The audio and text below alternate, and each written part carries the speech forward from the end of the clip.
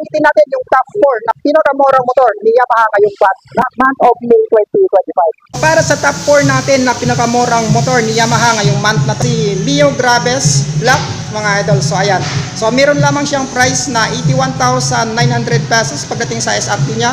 Pagdating naman sa installment is 6,900 pesos yung down payment mo. Tapos 1 year niya is 8,060.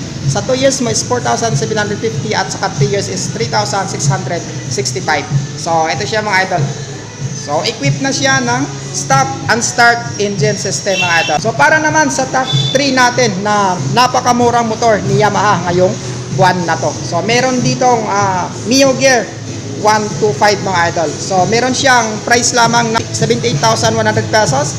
Tapos pagdating sa installment is 5,900. 1 year niya is 7,800. Tapos yung 2 years is 4,595. Pagdating sa 3 years is 3,550. So ngayon meron siyang top box dito sa likod. So mas nag-additional yung price niya dito sa kulay brown na Mio Gear. So meron siyang 82,700 pesos. Tapos yung down niya is 6,900. Pagdating sa 1 year is 8,190. Tapos sa 2 years is 4,825. Sa 3 years is 3,725. So ito yung top 3 natin. Mga motor ni Yamaha dito, brands ng Kalilangan, Bukidnon, na napakamura pagdating ngayong buwan na to, month of May. Para sa top 2 natin na napakamurang motor ni Yamaha ngayong month na to, month of May 2025, itong si MIUI 125, mga idol. So meron siyang available dito na kulay black. So ayan, mga idol, kombinasyon ng kulay yellow sa gilid. So meron lamang siyang price na 76,300 pesos sa SRP niya.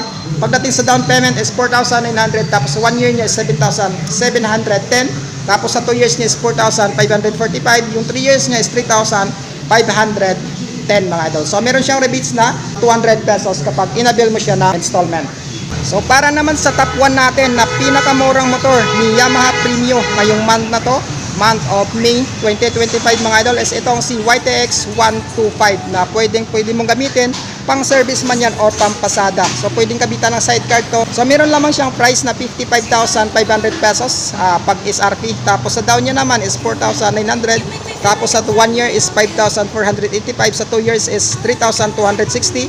Sa 3 years is 2,530.